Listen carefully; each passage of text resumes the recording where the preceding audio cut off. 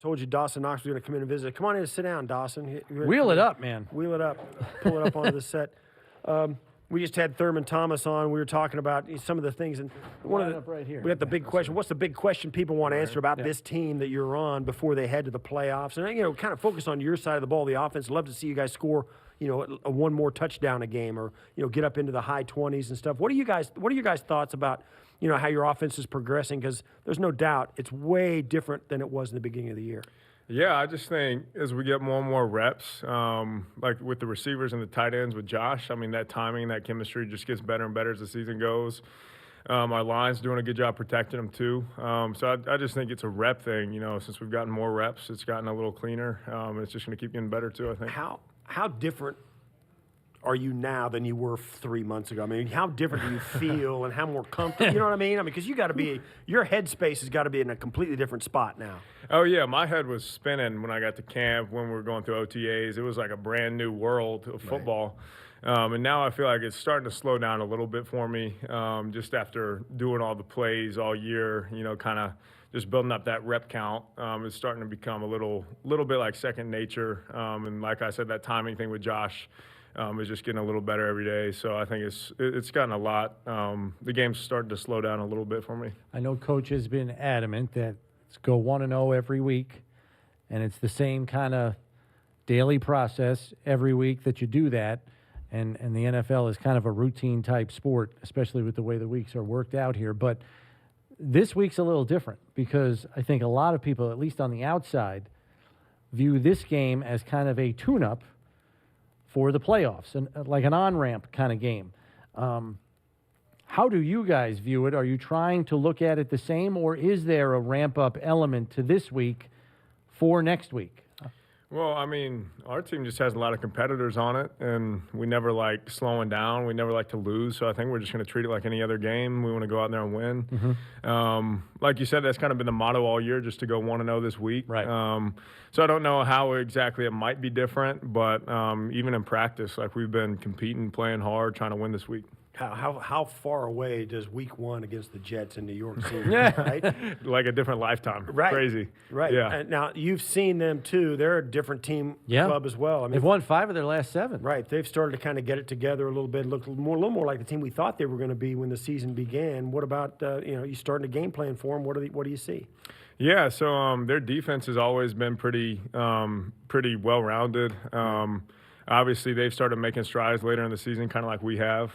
So we can't underestimate anybody we play, especially in this league. Everybody's got talent. Everybody's going to play hard, especially in an in-division game. So, we're just going to go out there with the same mindset, try to go 1-0 and try to win. Yeah. Coach talked about the balance.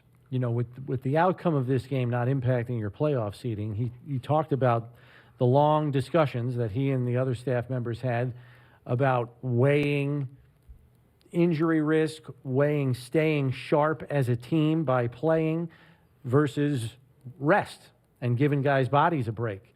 How has he kind of communicated all of that to you guys this week once he made the decision as to what the course of action was going to be, which, as we understand it, for the most part, is going to be most of the guys, you're up.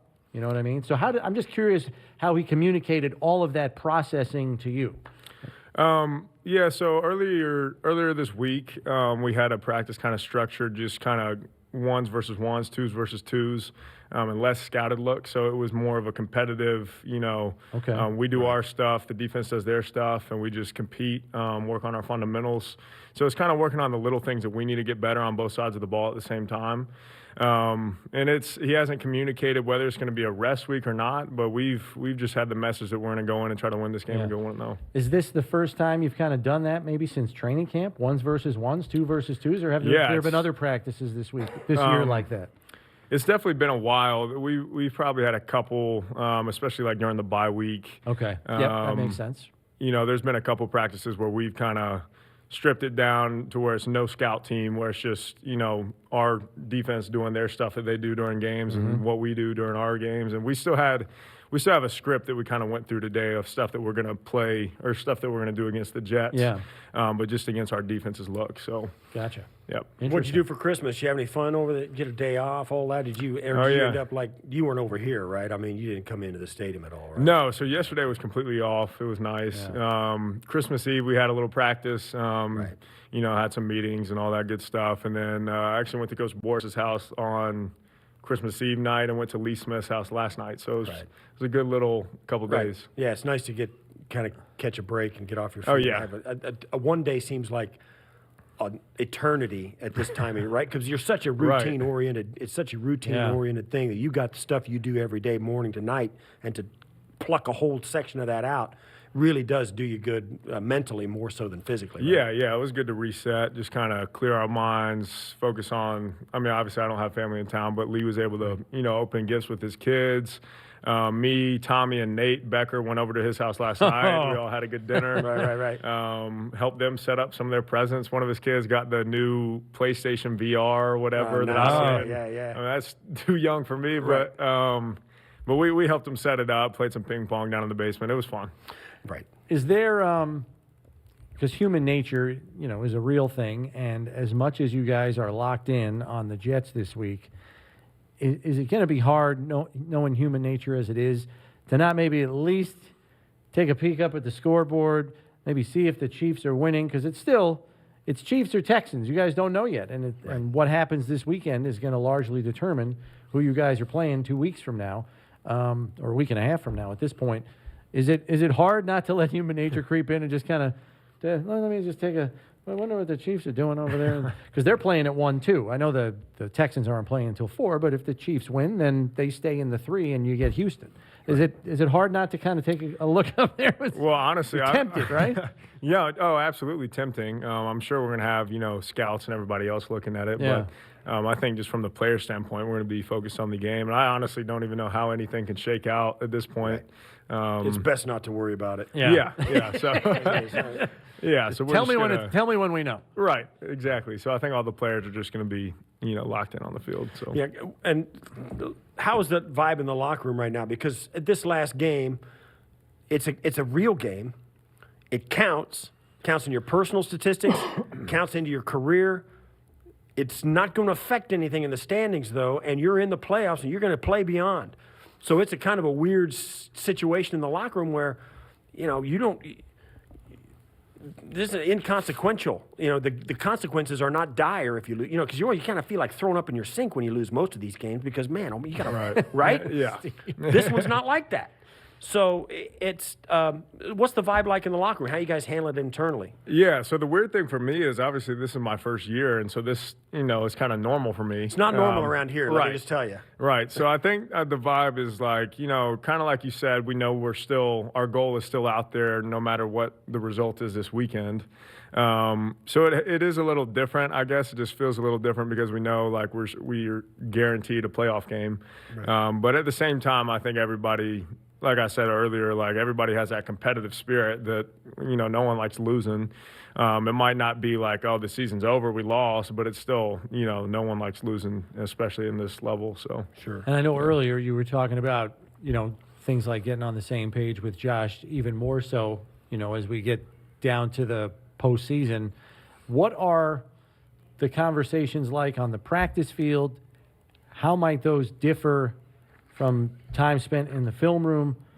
What is the give and take like? Because I don't think fans have a working knowledge of the kinds of conversations that goes on between plays, you know, that you're running at practice, or even sitting shoulder to shoulder in a film room, watching things from practice tape or even game tape. How does that interaction kind of take place, and what are some of the things you guys are trying to get from each other so you see things the same way? Yeah, so even in practice today, we're working on a new play, and I ran the route, and Josh threw a great ball, and it was a completion. But even after that, since it's a new play, we kind of, when we're back on the sideline and, you know, the twos or whoever else is going, me and Josh kind of talk about the timing. He tells me what he's looking for so I can give him a better, you know, break at the top to give him an indicator of when to throw the ball. Just little stuff like that after certain plays that are probably like particularly new to the game plan. So he might tell you to be like more demonstrative with your body language so Right. he knows you're where you're headed or something like Yeah, that. because some routes we have, I could go one way or the other. Mm-hmm. So for a quarterback, he's looking for a certain stick in the ground for me to go one way or the other. So it's kind of just those indicators that he's looking for. So we just talk about those ins and outs. One last thing I got to ask you about before we let you go. I appreciate you coming in.